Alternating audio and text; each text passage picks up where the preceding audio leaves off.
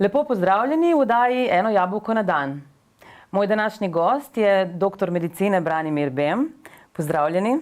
Pozdravljeni. Vi prihajate iz zdravstvenega zavoda Bem in ste v bistvu po poklicu oziroma po izobrazbi anesteziolog, specialist.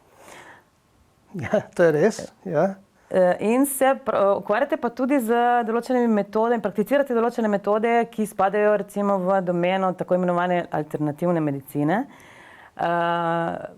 Med drugim akupunktura tudi v vašem protibolečinski ambulanti. Za danes pa v bistvu bova poskušala predstaviti homeopatijo. Torej, ukvarjate se tudi s homeopatijo. Kako ste prišli v stik s to metodo in zakaj ste se odločili, da boste to preučili in potem tudi uporabljali pri pacientih? Tako, jaz sem res po izobrazbi anesteziolog. Kar nekaj let sem delal tudi v bolnicah, predvsem začel sem v splošni bolnišnici Izola. Potem tam sem tudi specializiral, pol delal še nekaj let, potem sem delal tudi v ortopedski bolnišnici Valdoltra.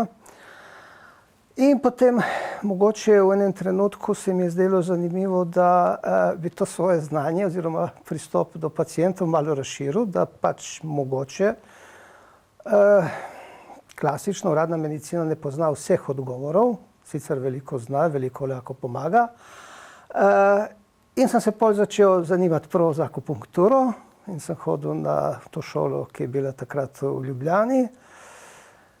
In ta isti profesor, ki je učil akupunkturo, je predaval tudi homeopatijo, ne. In pol sem se odločil in sem šel tudi na to šolo homeopatije. Sicer tako on je imel neko francosko šolo, potem sem pa izvedel, da obstaja tudi klasična šola homeopatije v Sloveniji, ki ima slovensko homeopatsko društvo. Tako da sem prvo končal eno šolo, ki je trajala 3 leta. In potem sem se vpisal tudi na to drugo in tudi to sem končal, ne. V enem trenutku sem tudi sam imel ene zdravstvene težave s ščitnico predvsem. Zdravil sem se tudi z zdravili, čeprav so mi že nekako omenjali, da bo mogoče treba operacija ali pa radioaktivni jod. In meni se to nekako takrat še ni zdelo primerno, tako da sem poskusil na sebi tudi druge metode, ne. In med drugim je bila homeopatija. V glavnem, to moje stanje se je popravilo, ne, popolnoma. Zdaj, ne morem trditi, da je to samo homeopatija, ker sem zamenjal tudi delovno mesto, sem šel privat, ki je bilo mogoče po svoje malo lažje, ne. Tako da sem tu nekako prišel ta stik, tako da sem v bistvu tudi sam na sebi poskusil to homeopatijo in se mi je zdela zanimiva, ne.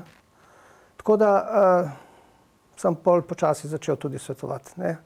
Sicer, Koliko let že v bistvu prakticirate homeopatijo? Ja, kaj že dolgo let. Mislim dolgo let, približno 20 let, 15-20 let, ne.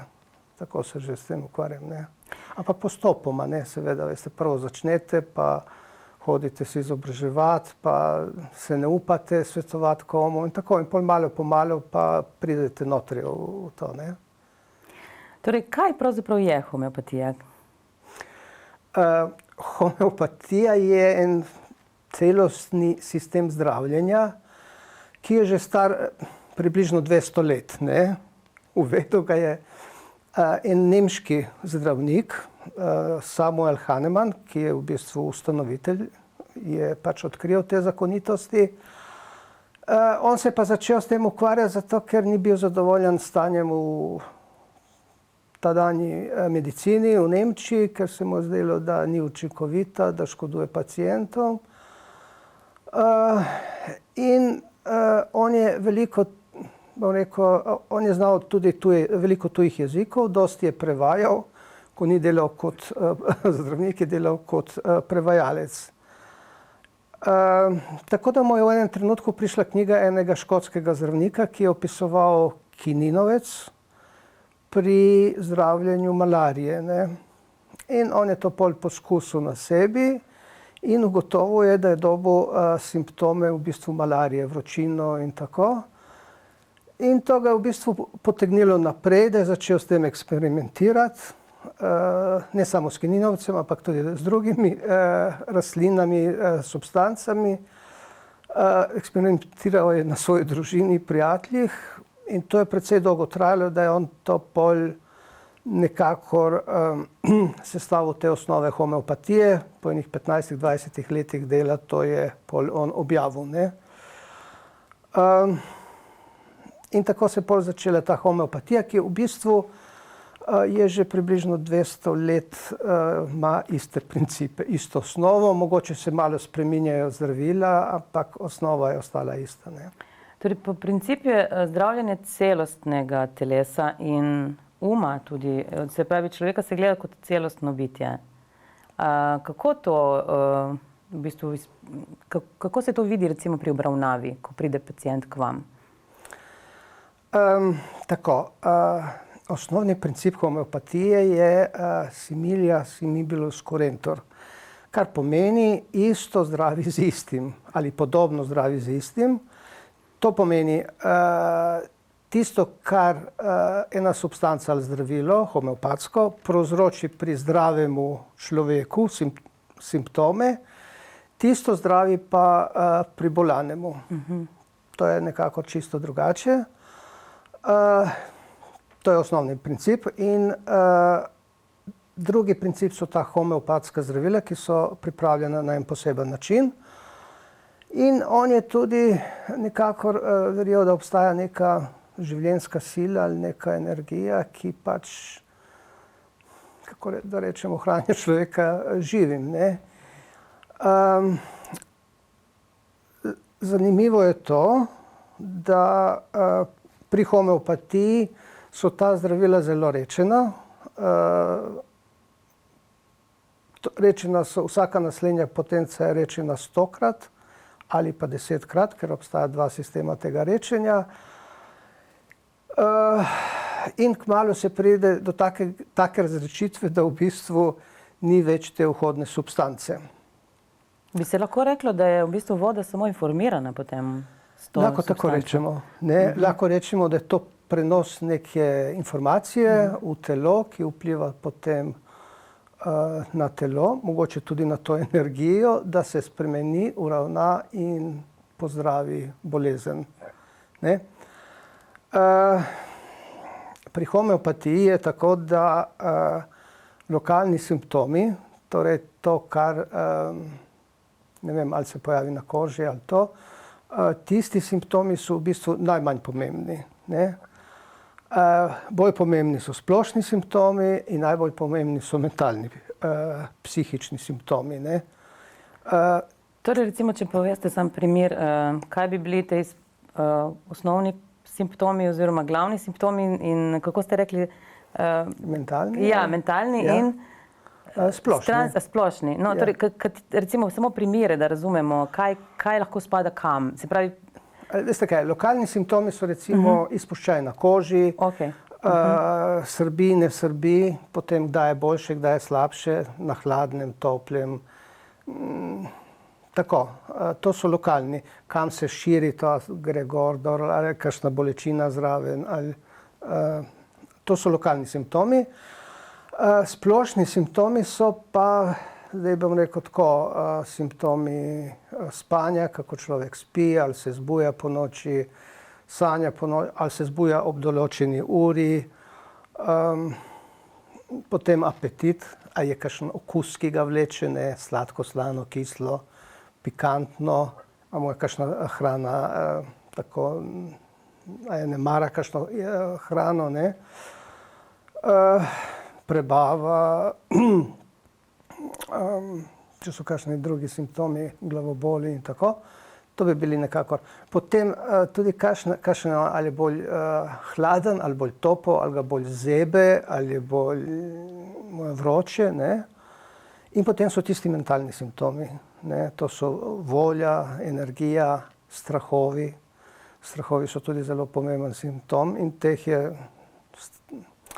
strahov je veliko, ne, od pajkov, živali, teme, bolezni, ne vem, prihodnosti, financ.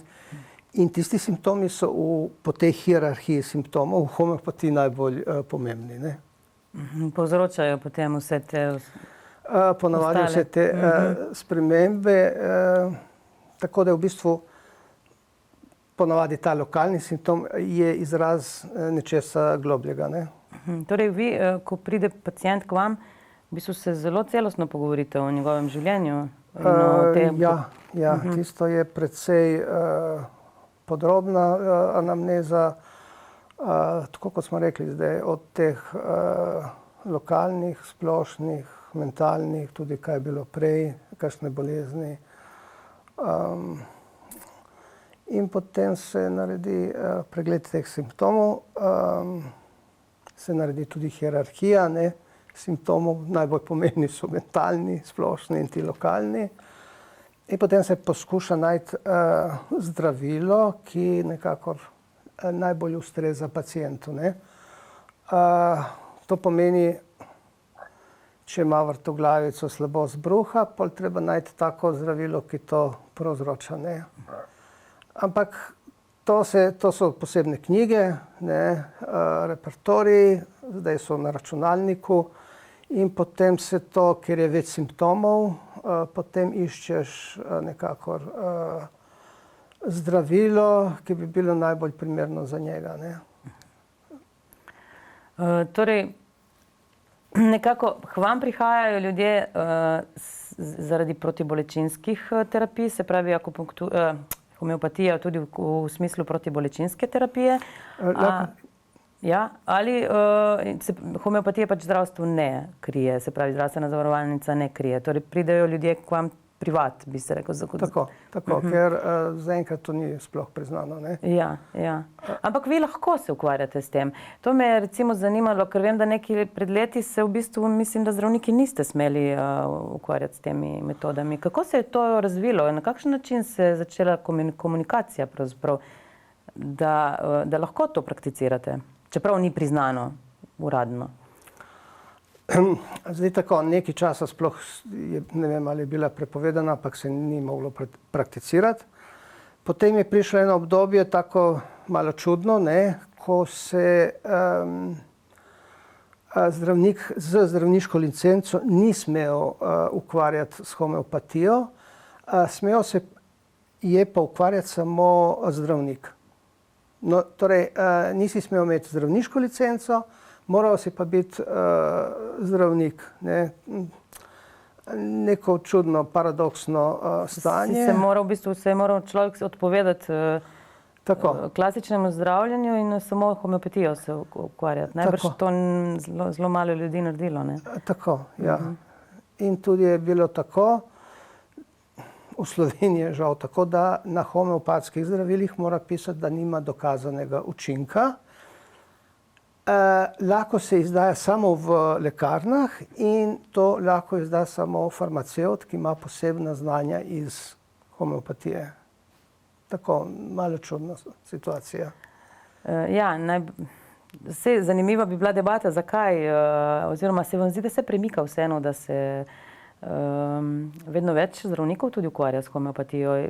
Jaz, ko sem malo pogledala spletne strani, sem dejansko naletela na kar nekaj zdravnikov, ki se ukvarja s homeopatijo, tako da. Sigurno se premika, zdaj to več ni tako, bom rekel, striktno, zdaj jaz točno ne vem, kakšno je trenutno stanje. V glavnem se ne preganja, kar je nekaj časa bilo, se tudi delalo. Tako da se počasi premika, tudi ljudje so nekako tega poslužujejo, pa tudi sami. Ta osnovna homeopatska zdravila dostikrat tudi sami. Tako da se mi zdi, da se premika, sigurno, ne. Sicer počasi, ampak se premika. Ja, recimo to sem tudi vas namenila se vprašati. Sledim enim parim skupinam na družbenih omrežjih, kjer ogromno ljudi v bistvu piše o tem, da uporabljajo homeopatska zdravila in si v bistvu samo diagnosticirajo ene določene probleme oziroma sami pripisujejo preko nasvetov uporabnih. A je to po vašem mnenju v redu? Ker homeopatska zdravila naj bi bila varna, ne? Ampak kaj pa v primeru, če se napačno zdravilo vzame? Načelno je varno, ne? Če se vzame napačno zdravilo, v bistvu se te to zdravilo ne dotakne in se ne zgodi nič. Ne sproži simptomov, ki naj bi... Ali pa lahko povzroči simptome, seveda, poskusa, ne? Pač dobiš simptome, če si zdrav, ne? Tako bom rekel, za mogoče akutne zadeve, za take bolj pogoste, mislim, da to ni vprašljivo. Veste kaj, bolj problem je pri teh kroničnih boleznih, pri teh, ki se trajajo že nekaj časa. Tu težko, jaz ne verjamem, da si kdo lahko sam sebi predpiše homeopatsko zdravilo. In še nekaj je, kar je pri homeopatiji značilno, ne? In to se razlikuje tudi od klasične medicine. Za eno bolezen ali za en simptom ni enako zdravilo pri vsakem človeku, ne? Zato, ker je človek po homeopatiji je nek skup nekih tudi individualnih lastnosti, značilnosti, tako kot od psihičnih, splošnih in tako naprej, kar vse vpliva na zdravljenje. V medicini je pa recimo ponavadi za en simptom, eno bolezen, eno zdravilo, ne? To je tudi ena taka razlika, ne? Najbrž zato tudi kliničnih študij se ne da delati na enak način? Jaz mislim, da ja, ker je težko primerjati. Tako, to je eden od pripomb na račun homeopatije, ne? Tako da pri teh kroničnih je zelo težko sam sebe zdraviti, ne? Seveda, ja, ker so najbrž tudi posledica nekih kompleksnih dogajanj v telesu, ne samo, ne? Ja. Pa še nekaj, recimo zdaj na forumu, jaz ne vem, kako to funkcionira. Zdaj, če tebe boli glava, oni reče, jaz sem vzel natrium ureaticum, mi je pomagalo. A to ne pomeni, da bo tebi tudi pomagalo, ne? Ker ni, tako kot sem rekel, ni za vsako bolezen oziroma simptom v homeopatiji isto zdravilo, ne? Ja, kot razumem, prav zaradi tega individualiziranega pristopa. Tako. V kakšnih oblikah vse so na voljo ta zdravila? Zdravila so ponavadi v obliki enih kroglic, granul. Zdaj obstajajo tudi visoke potence, ki so v obliki kapljic. Zdaj, posebnost je tudi, če lahko razložim, kako se jemljejo, ne? Ne jemljejo se z rokami, ker zgubijo potenco oziroma zgubijo ta učinek. Najboljše direkt v zamašek in da se usta in se pustijo raztopiti, ne? Na tešče, to pomeni vsaj pol ure pred ali pol ure po jedi, in določene substance se odsvetujejo, ker zmanjšajo učinek, ne? To je kofein, kava, Coca-Cola, vse, kar vsebuje kofein. Zdaj, obstajajo tudi posebne zobne paste, ki so homeopatske, ki nimajo teh zeliščih močnih, ki niso tako aromatične. Tudi sadni čaj in to, ker se pol nekako... Najbrž to je že zdaj ta tržno zanimivo, pa potem razvijajo razne produkte. Ampak v osnovi, kolikor sem prebrala, se mešajo te snovi z vodo, s sladkorjem ali z alkoholom. Ja. Torej, granule so v bistvu raztopina oziroma... Gre za sladkor pri granulah ali za kaj? Mislim, da ja, mlečni sladkor, so kroglice te, ne? Ponavadi se oni natopijo v tej raztopini, ne? In se posušijo in potem se to raztopi v ustih, ne? Ja. So vsa homeopatska zdravila dostopna prosto v lekarni? Zdaj, če mislite na Slovenijo, mislim, da niso. Ker stanje je tako, da v Sloveniji je registrirana samo ena firma, homeopatska, farmacevtska, to je ena avstrijska firma Remedia. Mislim, da niso niti vse visoke potence, niso registrirane. In tudi vsa homeopatska, ker jih je zelo veliko, ne, par tisoč, niso registrirana v Sloveniji. Ne. Tako da se ljudje, se veste, najbližje Trst, Milje in grejo tja, ker tam se dobi v bistvu skoraj Torej, vse. v Italiji in Avstriji je to bolj razvito kot pri nas. Ja, v celi zahodni Evropi, Avstrija, Švica, Francija ima eno močno firmo, Angleži imajo, tako da Nemci. Tudi Avstrijci imajo več teh firm, ki to proizvajajo. Ja, ja. Postopki so pa zelo zanimivi, ker kot sem prebrala, gre za redčenje in potem še drug del procesa je pa potenciranje in tresenje. Ja. Kako že Ja. ne? Ta ustanovitelj je hotel s čim manjšo dozo tega zdravila pozdraviti ljudi. Ne? In potem je on to zelo rečil in je ugotovil, če on to pretresa, po vsaki rečitvi se to pretresa, da je učinek boljši oziroma da se ohranja učinek. Ne? In tako je prišel do teh potenc, ki v bistvu ni več te vhodne substance, ampak še vedno deluje. Ne? Ja, informacija gre zgleda skozi. Ja. Je sploh klinično raziskana, ki je homeopatija, recimo na Zahodu, kjer je bolj uveljavljena. Postajajo klinične študije oziroma jo tolerirajo samo ali je inkorporirana v zdravstvene sisteme kot pač validna metoda? Zdaj, če je, jaz ne vem, če je inkorporirana v zdravstveni sistem, ampak je sigurno v teh zahodnih državah dosti bolj, če rečem, priljubljena in ljudje se veliko poslužujejo. Mogoče zato, ker je tudi, ne vem, tradicija, to je, ni prekinjena ta tradicija 200 let. Pri nas je pa enih, ne vem, 50 let bila prekinjena in se spet od začetka to pojavlja ali postavlja. Razvija, ja. Tako, ja. Torej, kdo pride k vam? Kdo so pacienti, ki pridejo k vam na homeopatsko zdravljenje? Za kakšne težave, recimo, vse prihajajo ljudje k vam? Veste kaj, pridejo z raznimi težavami. Zdaj, bom tako, kar se spomnim.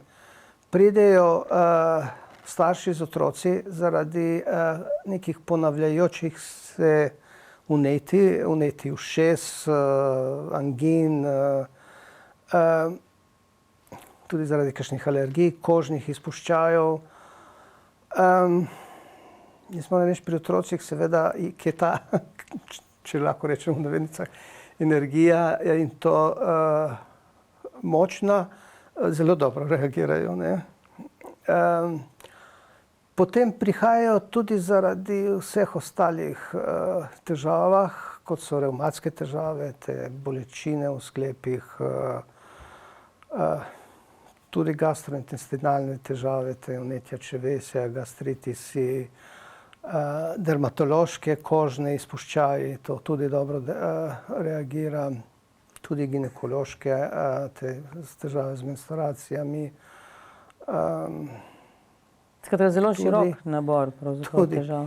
Tudi moram reči, tudi za porod se uporablja. Ne? V kakšnem smislu? Mislim, kako, zakaj? Veste kaj, uporablja se zato, da se tisto, kako se reče, materinčno grlo zmehča, začne odpirati, da se popadki začnejo sprožati. In tudi po porodu se uporablja recimo arnika za te poškodbe krvavitve, da so manjše, ne? Da čim manjša ta travma. Ne? Pol priprave za operacijo, po operaciji za to, da so manjše krvavitve. Krvavitve poškodbe. Ne? To je ta arnika, ki se uporablja v ta namen. Ne? Najbrž je nekaj teh zdravil, ki so zelo vsestransko uporabna in potem ostala so bolj specifična. Ja, za določene akutne recimo se uporabljajo par teh zdravil, potem se pa treba malo iskati. Ne? Ampak recimo, če pa govorijo zdaj o substancah, ki so v zdravilih, ne? Gre za rastlinske substance ali tudi za kaj drugega? Tudi mineralne? Ponavadi so ali rastlinskega, lahko so mineralnega izvora ali so pa tudi živalskega izvora. Ne? Torej zelo, tudi kakšni strupikač in tako, kar se zdaj spomnim na hitro. Ne? In to se razvija še naprej, se pravi zdravila različna tudi na novo, razvijajo oziroma izumljajo, ali kako bi rekli temu? Jaz mislim, da zato ker pač se pojavljajo nove substance v okolju, in na to se tudi pripravljajo. Prihajajo pač nova zdravila. Sicer ni to tako intenzivno, ampak prihajajo. Ja. Torej vi mogoče komunicirate še s kakšnimi recimo strokovnjaki iz tujine, homeopatskimi, ki delajo na, ne vem? Veste kaj, jaz osebno ne, moram priznati, ampak homeopatsko društvo organizira vsako leto en seminar, kjer prihajajo homeopati iz tujine, ponovadi iz Avstrije, Nizozemske ali pa kakšne druge države. Ne? Ja. In se pravi, komunikacija je vzpostavljena, niste osamljeni v tem? Ne, nismo en otok. To je seveda. Kako pa recimo vaši kolegi zdravniki gledajo na to, kakšne so vaše izkušnje recimo, mislim, sprejemajo tudi ostali? Veste kako je, moram reči, meni niso delali kakšnih težav ali to, tako da veste, večina nekako to odklanja, zato ker ne pozna. Jaz mislim, da če hočeš eni celo obsojajo, ampak jih ni toliko, ne.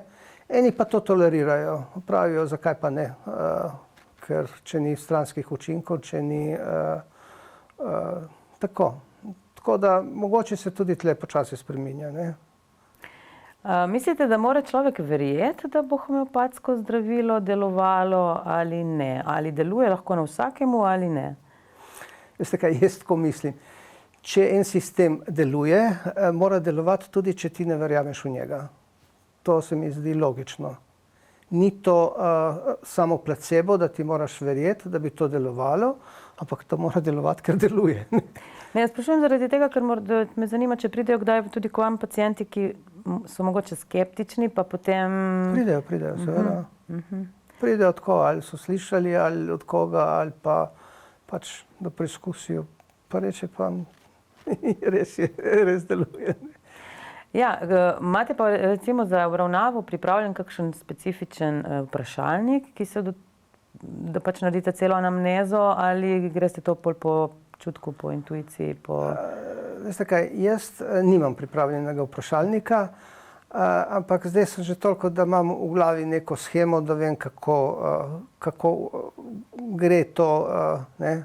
Prav moraš pacienta pustiti, da sam pove, zakaj je prišel, kakšne težave in tako naprej.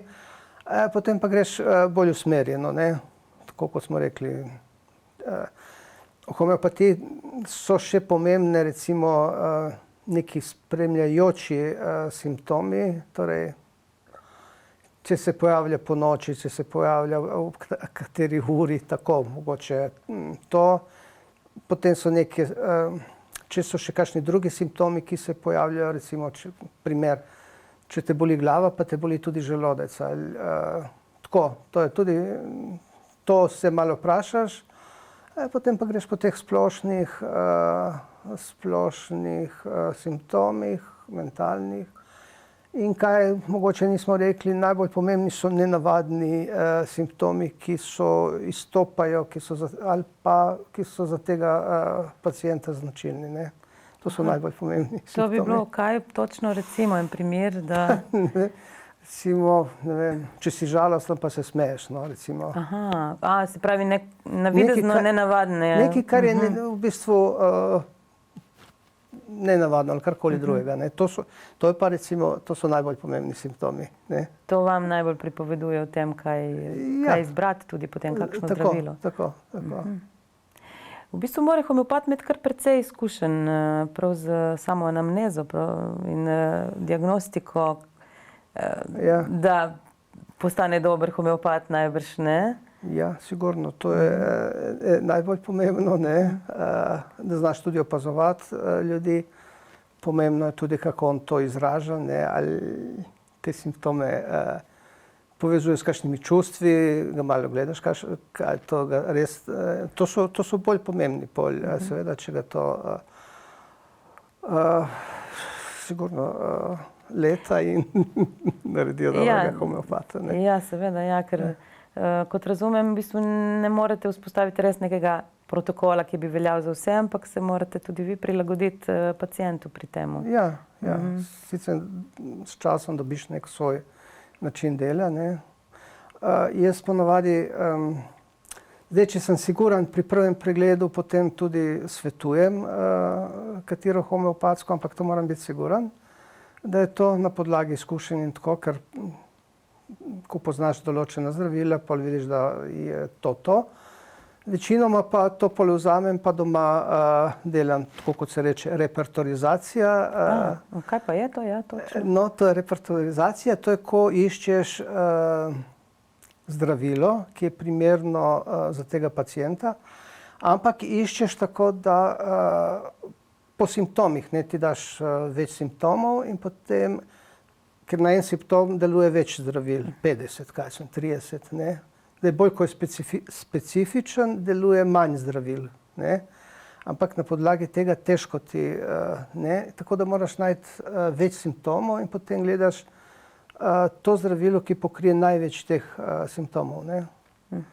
Zato, to mogoče se tudi ne ve, z enim zdravilom ti težko pozdraviš neko kronično, zato je potrebno malo spremljati in to voditi, ne. Ti daš nek, recimo, impuls, nekaj se spremeni in zdaj čez nekaj časa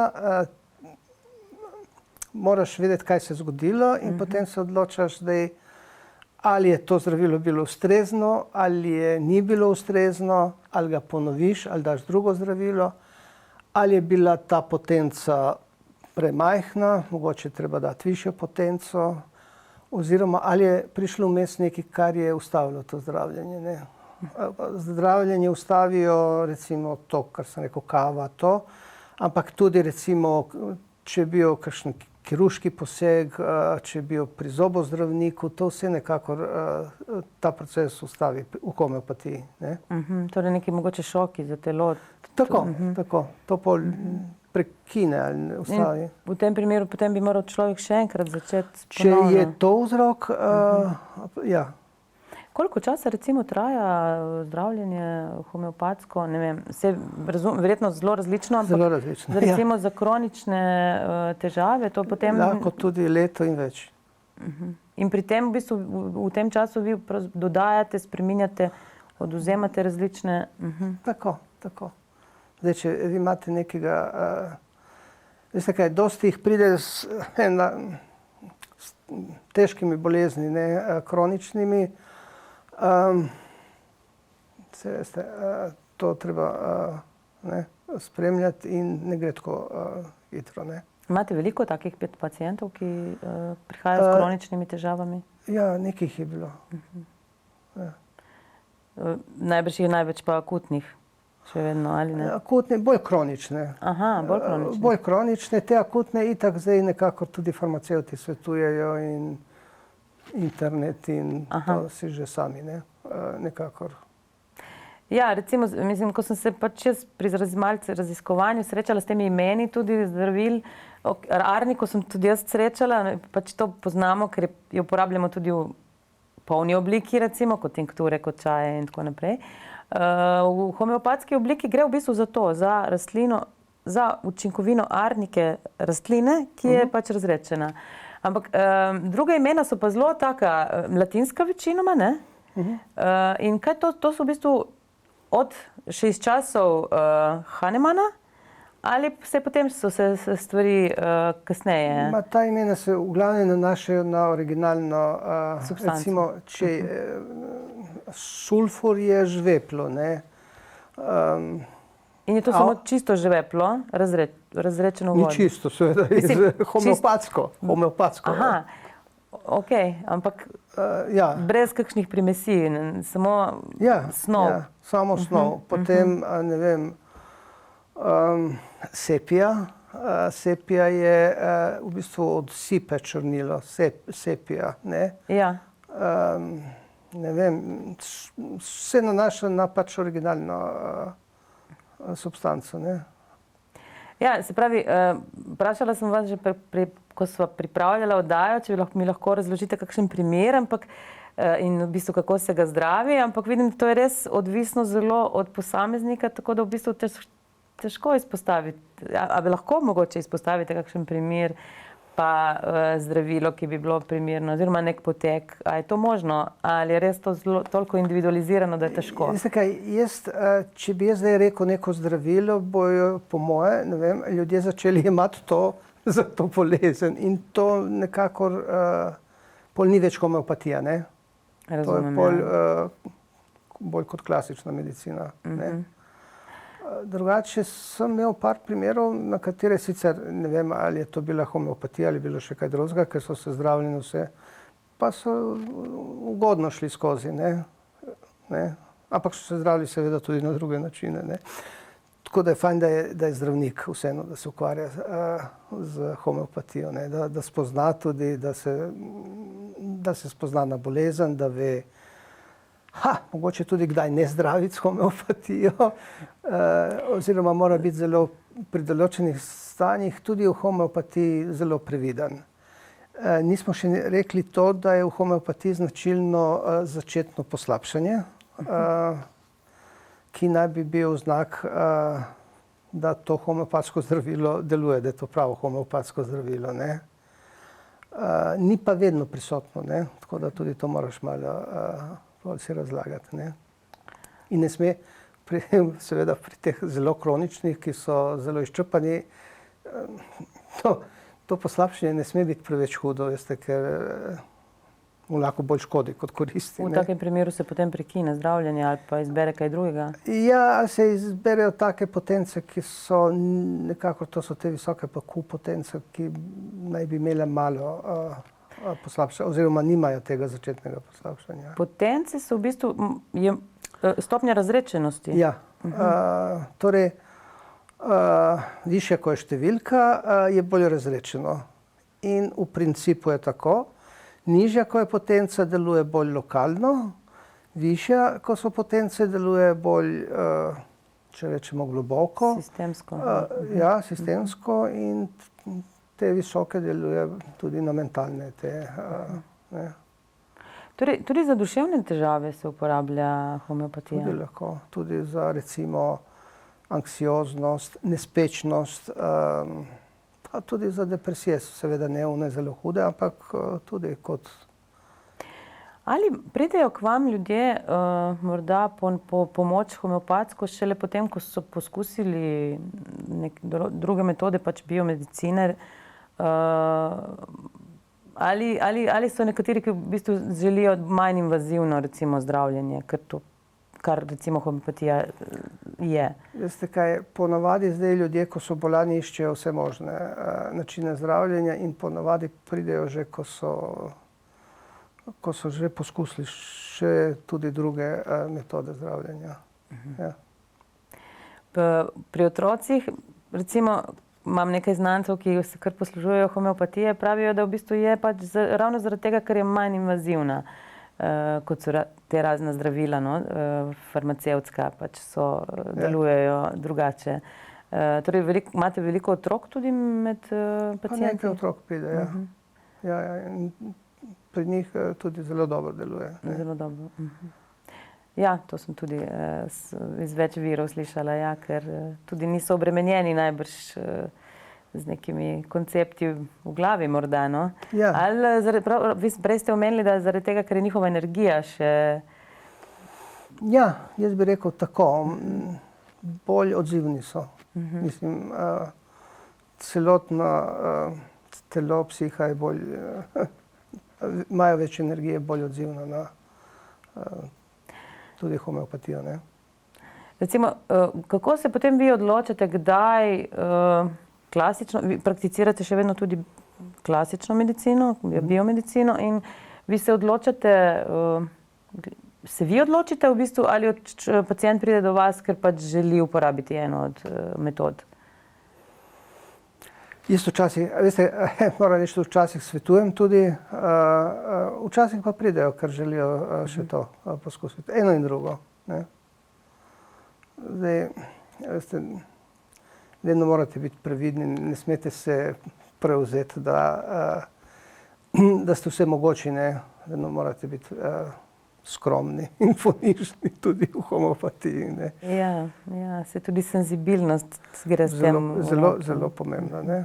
Lahko mogoče poveste, koliko ste seznanjeni s tem, farmacevti, ki v bistvu lahko izdajajo homeopatska zdravila v lekarnah, to je zdaj koliko let pravzaprav možno? Tako, jaz zdaj točno v letih ne vem, ampak je nekaj 10 let. 10 let. Ja. Torej, oni morajo imeti neko licenco oziroma nek tečaj opravljen. Ja. Koliko je to recimo primerljivo z vašo izobrazbo? Oziroma, kaj pravzaprav lahko farmacevt lahko zares pravilno odloči?